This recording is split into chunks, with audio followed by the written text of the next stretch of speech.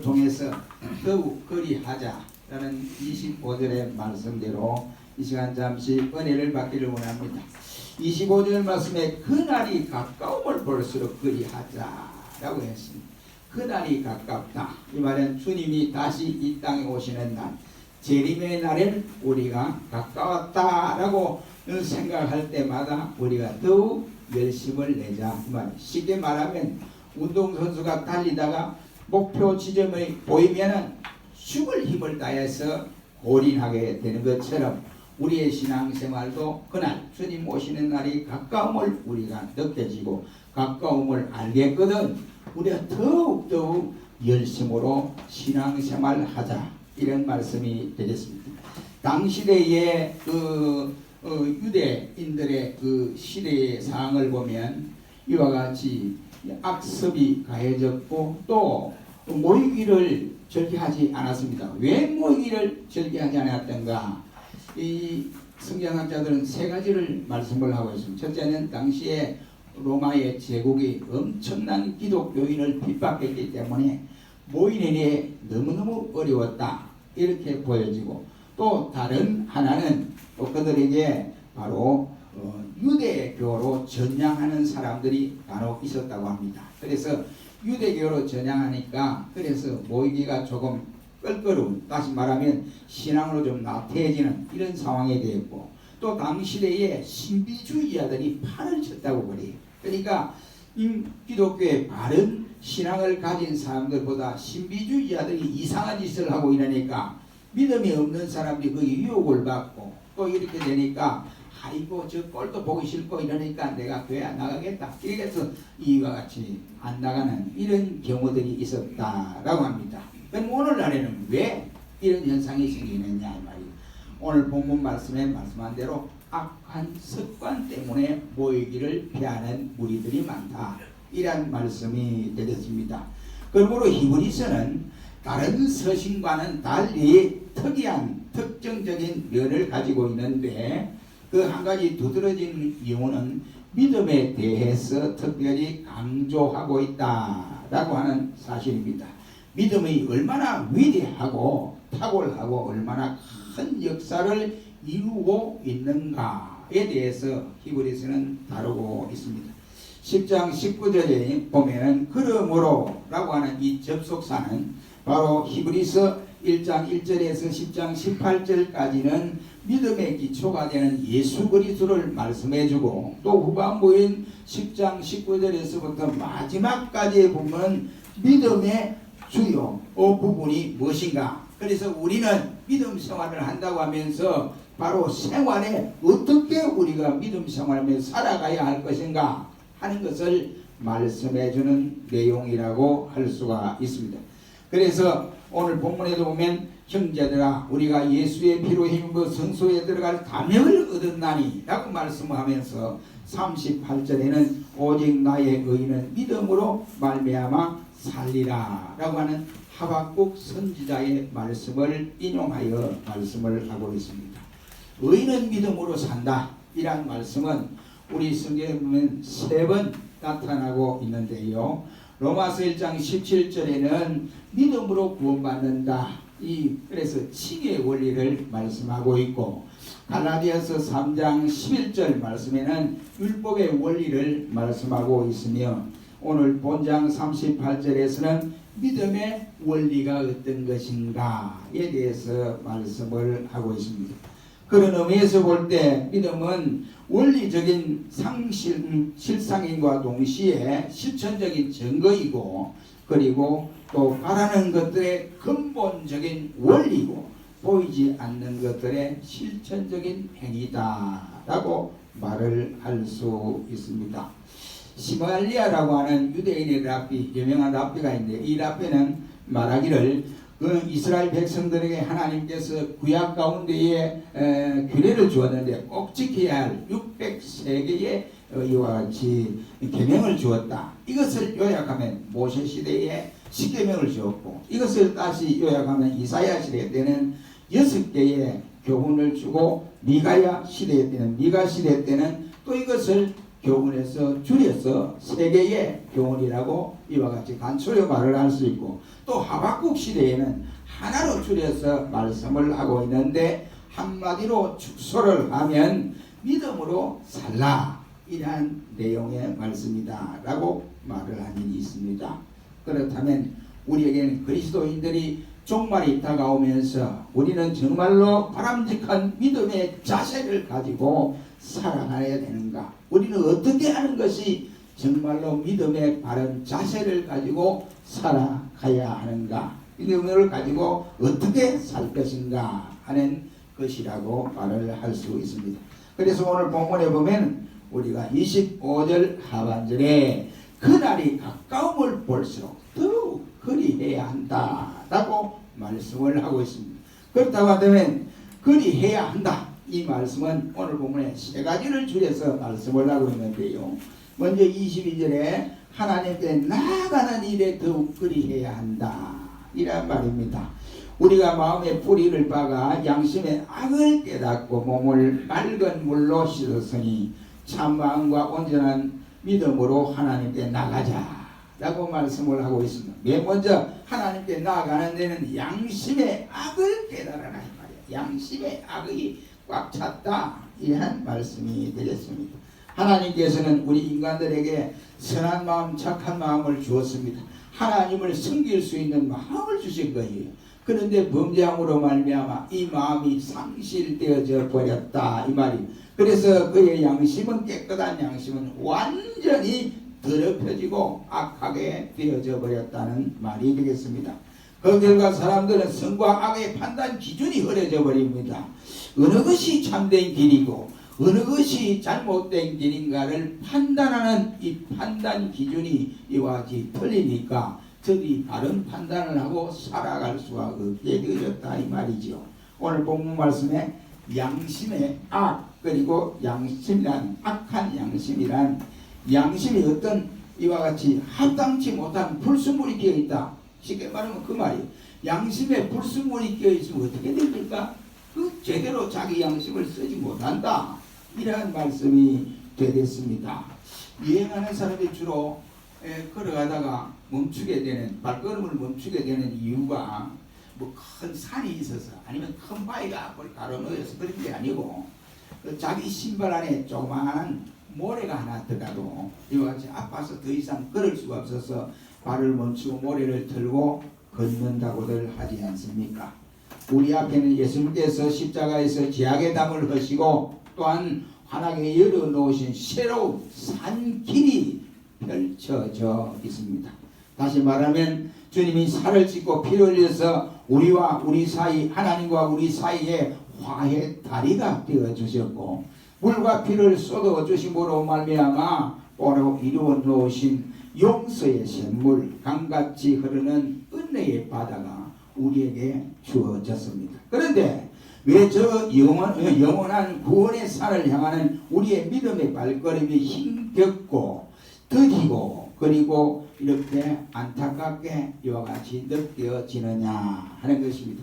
바로 그것은 믿음의 양심에 티끌이 끼어 있었다, 말이에요. 오물질이 끼어 있었기 때문에 그러하다, 이란 말입니다. 다시 말하면 행동의 신발에 모래알이 끼어 있기 때문에 제대로 걷지도 못하고 앞을 향하여 전진할 수가 없는 이러한 상태에 놓여 있다, 이런 말이에요. 이 모래가 끼어서 어떻게 되겠어요? 걷는데 지장이 있지요. 그래서 절름발이처럼 이렇게 걸어가고 또 고통스러운 걸음을 걷게 됩니다.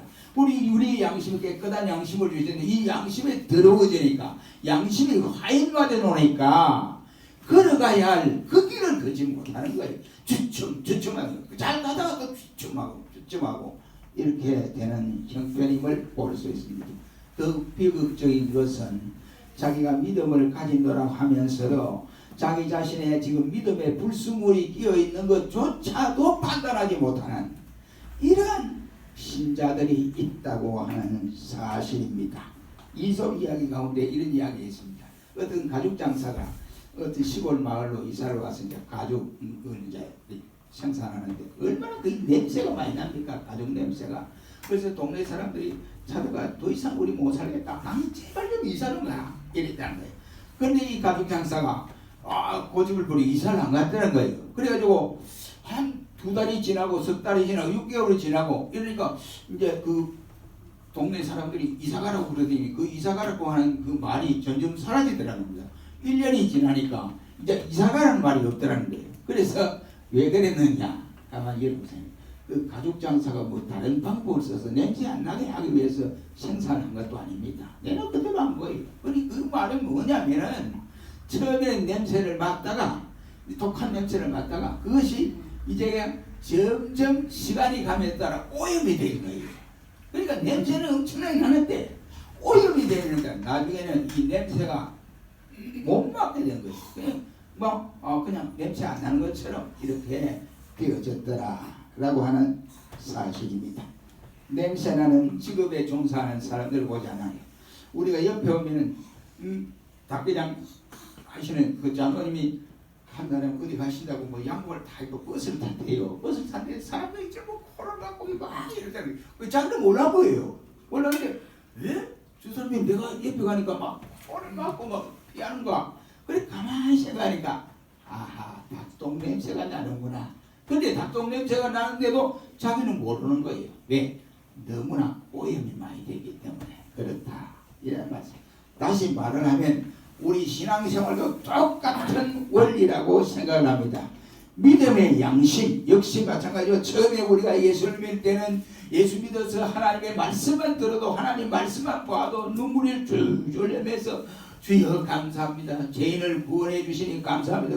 기도를 드려도 뭐 전부가 죄에 회개하는 기도를 드리니까 눈물이 나고 찬송을 불러도 감격하여서 눈물을 흘리던 우리들이 이제 와서 보니까 그러한 감각이 사라져버리고 말았다. 그 은혜스러운 그 시대를 바로 계속 유지해야 되는데 지금 와서 보면 그러한 시들이 하나도 없다 이 말이에요. 왜 그러느냐? 마음속에 불순물이 끼었다. 우리의 신앙의 순수성에 불순물이 끼어서 그러지 않을까 생각합니다. 사랑하는 성도 여러분, 우리의 양심을 주님 앞에 있는 그대로 솔직하게 드러내고 내 인생에 왜 이래 됐습니까? 전에는 그러지 않았는데 내가 찬송을 불러도 기도를 드려도 성경 말씀을 봐도 설교를 들어도 아무런 감동이 없습니다 하고 솔직하게 고백을 하고 회복할 수 있도록 노력을 해야 되지 않을까 생각을 합니다. 그러므로 우리는 분명히 말씀하기를 믿음의 바로 믿음의 양심에 불순물이 되었다. 온전하지 못했다. 이란 뜻이 되어집니다. 그러므로 이 시대가 더러우면 더러울수록 악하면 악할수록 우리는 믿음으로 전진하고 전진하자. 이란 말씀. 두 번째는 23절 말씀에서 믿음의 도리의 소망을 굳게 잡는 일에 그리하라. 23절에 보면 또 약속하시는 영 믿으시니 우리가 믿는 믿음의 도리요 또 소망을 굳게 잡으라 하고 있습니다.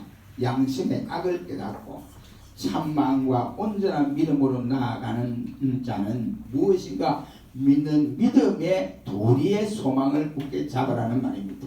히브리서 12장 2절 말씀에도 보면 바로 믿음의 주여 온전케 하시는 인 예수를 바라보자 라고 말씀을 하고 있습니다. 베드로서 1장 3장 말씀에는 말하기를 산소망이라고 말씀을 하고 있습니다. 세상에 여러 가지 소망이 있지요. 그러나 입시를 앞둔 학생에게 소망은 바로 대학을 가는 것이 소망일 것이고 직장인에게는 진급의 소망을 두고 바랄 것이고 젊은 연인들에게는 결혼에 좋은 상대를 만나서 좋은 결혼을 잘하는 결혼을 하는 것이 소망일 것이고 사업가는 부자가 되는 것이 소망일 것이고 정치인들은 또한 자기의 정치가 화려한 정계의 소망을 가지고 있을 것이라고 생각을 합니다. 옛날 로마에서는 아들을 낳으면 자기 스스로가 눈의 빛이다 이렇게 여겼대요. 그 말은 아들을 통해서 소망을 가진다 이런 말씀이에요. 그런데 아들이 사라지고 있다가 죽었다든지 그러면 자기의 그 소망이 눈에 빛이 없어져 버린다. 그 소망이 없어져 버린다. 그 소경같이 된다. 이런 표현이라고 할 수가 있겠습니다. 그러나 세상의 모든 소망들은 일시적인 것이고 상대적인 것이고 또한 세상적인 것이기 때문에 시간이 가면 그 상황이 바뀔 수도 있습니다. 없어질 수도 있습니다. 그런데 사람들은 죽는 그 순간까지도 그 소망을 붙들려고 발버둥을 치고 있다 이 말이지요. 우리 신자들도 어리석은 이러한 길을 가려고 애를 쓰는 사람도 있습니다. 그러나 분명한 소망을 가진 것은 이름도 없이 빛도 없이 삶의 현장을 살아가다가 떠나가지만은 거기에는 벅찬 감격이 있습니다. 믿음의 감격이 있다. 그리고 그가 바로 힘찬 구원의 노래가 그에게 있습니다. 칼라일의 말과 같이 썩은 고목은 넘어질 때 툭 하고 큰 소리를 내지만 남는 게 하나도 없다. 그리고 다시 말하면 결실이 없다. 얻어지는 것이 없다. 그러나 작은 겨자씨는 뿌릴 때 소리가 나지 않지만 그것이 자라고 나중에는 고목이 될 수 있다 라고 말씀을 했습니다. 소망을 가져라. 소망이 있어야 한다 이란 말입니다. 그럼 우리 신자는 어떤 소망을 가져야 되느냐? 믿음의 소망을 가져라 이 말입니다. 주님만 바라보는 믿음, 이런 것을 가지라 이 말입니다. 어떤 소망이 살아있는 소망입니까? 다른 것은 전혀 보지 않고 오직 주님만 바라보는 믿음을 가져라 이란 말입니다. 누가 승리하게 되는 것입니까? 세상 사람들이나 그 힘을 바라보지 아니하고 오직 주님만 바라보는 이런 사람에게 이와 같이 승리의 역사가 일어납니다. 성 어거스틴이 주님을 상환하면 대단하십니다. 그래서 기도하는 중에 자기도 모르게 잠깐 잠을 잤다고 그래요. 잠이. 근데 꿈에 예수님이 나타났어요. 어거스틴아, 네가 원하는 게 뭐냐? 그러다는 겁니다. 그 어거스틴이 자면서 꿈에 내가 원하는 것은 하나밖에 없습니다. 뭐냐? 우리 주님 한 분밖에 없습니다. 주님 한 분만 있으면 됩니다 라고 했다고 합니다. 아무쪼록 우리 성도들은 꿈결에도 주님의 이름을 부를 줄 알아야 돼요. 꿈결에도 주님을 만나고 싶은 이러한 예절함이 있어야 한다 이런 말. 그래서 우리 찬송가에도 꿈에도 소원이 늘 찬송하면서 주께 더 나아가기를 원합니다. 찬송 있잖아요. 그러니까 우리가 이렇게 믿음의 소망을 가지고 나아가야 한다 이런 말씀이 되죠. 세 번째는 오늘 본 말씀 24절로 25절에 서로 돌아보아야 할 일, 그리고 모이는 일에 열심을 해야 된다. 그리 해라 이란 말이에요. 24절 25절의 말씀입니다. 여기 서로 돌아보아 사랑과 선행을 격려해라. 사랑과 선행을 격려하지 못한다 이 말이지요. 마지막 시대가 되어지면 주님이 오시는 재림주로 오실 그 시대가 되면 이런 것이 사랑이 없어지고 격려하는 것이 없어져 버립니다. 왜 그러느냐? 이기주의가 판을 친 거예요. 자기밖에 모르는 거예요. 자기 좋으면 다른 사람도 좋은 줄 아는 거예요. 무슨 일들이 많습니다. 지난주에 우리 대대적으로 이제 화장실을 이제 수리합니다. 그래서 보니까 화장실을 내가 이제 일부 화장실 모습으로 딱 장난하세요. 왜 그러면 뭐 많이 쓰지도 않고 여선생님들 얘기를 정하요. 장난하는데 이제 시설공단이 오면서 너 다 고쳐라. 이래가지고 다 개방했습니다. 근데 그분들이 와가 고친다고 문을 뜯어놓고 막 이래놨어. 근데 내가 생각이 문을 뜯을 때, 저거 문을 뜯어놓으면 저 위험한데, 고치기 전까지 위험한데, 그런데 아니 이게 아니라 제가 점검을 가기 이랬더 보니까 이거 어느 분이 그게 참 얌전하게 변을 봐놨어요. 물이 안 나오는데 변을 봐놨단 말이에요. 그래 내가 신설공단에 사람 불러가지고 한번 보시라고 이 한번 보라고 이랬더니 누가 이랬지? 나도 모르지 뭐 했는지 그랬더니 수준이 그거밖에 안 되네요 이래요. 그 누가 그런지 모르지만 작은 수준이 그거밖에 안 되네 내가 그랬어요. 그러니까 물이 안 나오면 안 가야 되잖아요. 그런데 그러더란 말이에요. 이 말이 뭐냐면은 자기밖에 몰라요. 자기밖에 몰라면 급하니까 막 그랬겠다 이 생각하면 마음 편해요. 그러니까 마지막 시대가 되면 사랑도 없고 모든 것이 남을 돌보는 그런 마음도 생기지 않습니다. 그 이유는 이기주의가 판을 치기 때문에 그렇습니다. 자기 마음이 좋으면 좋은 거고 자기가 나쁘면 다 나쁜 거고 이렇게 되어진다. 그리고는 이게 뭐냐 또 말하기를 모이기를 피하는 어떤 사람들의 습관과 같이 하지 말아라. 이 말은 악한 습관 때문에 모이지 않는다. 한마디로 말해서 그렇다 이 말이죠. 고린도후서 5장 15절 말씀에 바울은 제가 모든 사람을 대신하여 죽으신 산자들로 하여금 다시는 저희 자신을 위해 살지 말고 오직 너희를 대신하여 죽었다가 다시 이 세상에 사신 예수 그리스도를 위해 살아가라 라고 말씀을 하고 있습니다. 아멘. 사도 바울은 자신이 스스로 말하기를 항상 어느 곳에서 이제 가서 자기는 종이라는 표현을 많이 썼어요. 그 둘러스라는 말씀은 종이다. 이 종은 뭐냐면 뭐 높은 사람에게는 종이 되는 게 아니고 자기보다 좀 하급잖아. 옆에 있는 사람이 이런 종이 안 되는 것이 아니라 똑같습니다. 누구를 만났든지 간에 자기 자신은 종의 자세를 가졌다. 이러한 말씀이 되었습니다. 현대는 어느 때보다도 이기주의, 개인주의가 팽배하는 시대라고 할 수 있습니다. 어떤 부부가 60대 중반인데 이제 아내하고 남편이 이혼하기로 하고 변호사를 대동해서 식당에서 만났습니다. 그래 만나서 남편이 이제 통닭을 시켰어요. 통닭을 시켰는데 변호사, 아내, 자기 시켰습니다. 근데 이 남편이 뭘 좋아하냐면 통닭의 날개 쪽을 좋아해요. 그래서 이제 마지막이니까 내가 좋아하는 통닭 날개를 안 먹고 내 아내에게 이것을 먹도록 해야겠다 하고 그 자리에서 뚝 떼가지고 아내에게 드세요 준 거예요. 그러니까 아내가 딱 보고 자기 좋아하는 건 날개 쪽이 아니고 다리요 다리. 근데 날개를 딱 떼주니까 맨날 내가 30년 동안 저지담에 살았다고 이러면서 아내가 벅차고 나가본 거예요. 그 자리에서. 그 변호사한테 나간 거예요. 그러니까 남편이 기가 찬 거예요. 왜냐면 나는 자기가 내가 좋아하는 걸 안 먹고 내 사랑하는 아내에게 줬는데 아내가 저리 갈 수 있냐. 그래가지고 이제 마음이 안타까워서 전화를 했었잖아요. 아내가 전화해서 아내가 안 받더라는 겁니다. 그래서 안 받아서 마지막으로 문자를 나 당신 사랑해요. 그래서 내가 좋아하던 날개를 안 먹고 당신에게 준 거요. 이러면서 그래 내 당신 사랑해요. 이랬는데 문자를 보니까 아내가 문자도 씹고 전화도 안 받고 이런 거예요. 그래서 가만히 생각해 본 겁니다. 이 아내가 이제 집에 가서 따로 이제 사니까 집에 가서 가만히 생각합니다. 남편이 좋아하던 것이 날개죽인데 그 날개를 자기 안 먹고 나에게 준 것은 그래도 내게 관심이 있는 거 아니냐. 나를 사랑하는 거 아니냐. 아이고 전화도 왔는데 내가 씹어서 되겠느냐. 그래서 아내가 전화를 한 거예요. 전화하니까 남편이 전화를 안 받아요. 그래서 이상하다 싶어서 남편 집에 간 거예요. 가가 보니까 열쇠가 있으니까 열쇠 따고 들어간 거예요. 그러니까 전화기를 딱 잡고 주고 있더라는 겁니다. 그래서 그 아내가 전화기를 펼쳐서 보니까 마지막 메시지가 나 당신 사랑해. 그래서 내가 좋아하던 날개를 안 먹고 당신에게 준 거야. 난 사랑해요. 이러면서 죽은 거예요. 그러니까 그 문자를 본 아내가 어떻게 했어요? 환장한 거예요. 요즘 아이들 말로 하면 환장한 거예요. 그래서 펄펄 뛰면서 울면서 내가 내 생각만 했구나. 내가 바로 바보야. 당신이 나를 사랑하는 줄 몰랐어.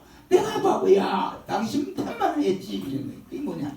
이기주의가 가득 찼기 때문에 그렇다는 거예요. 마지막 시대가 되면 이기주의가 판을 칩니다. 자기밖에 몰라요.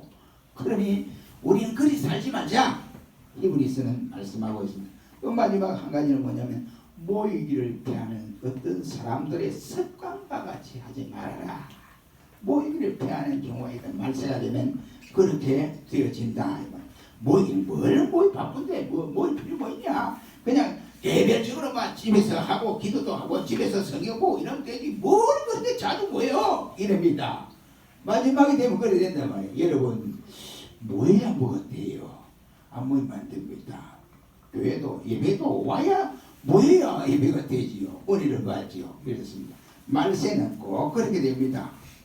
우리 보면 여기에 어떤 유능한 분이 그런 말씀을 했어요. 왜 마지막 시대 때는 왜 모이기를 피할까? 그것은 첫째는 그리스도를 믿는 신앙이 권태를 나태하기 때문에 그렇다 하고, 두 번째는 교회에 안 가더라도 얼마든지 혼자 기도도 할 수 있고 성경 볼 수 있고 요즘 인터넷 뭐 얼마나 좋냐. 그래서 인터넷 탁 틀면 설교 나오고 이러니까 다 될 수 있다. 이래서 안 나오는데, 그 다음에 전통 신앙에서 신비주의 신앙으로 빠져버리기 때문이라고 이렇게 말을 합니다. 그 다음에 개인적인 불만이나 이기적인 생각으로 이와 같이 모임을 회피하는 이러한 경우들이 있다라고 합니다. 미국의 유명한 대통령이었던 워싱턴이나 아브라함 링컨 같은 이는 한 번도 교회 모임에 빠진 일이 없었다고 해요. 한 번도 빠진 일이 없답니다. 그러니까 이 모이기를 피하는 것은 악한 습관 때문에 그렇다 이 말이지요.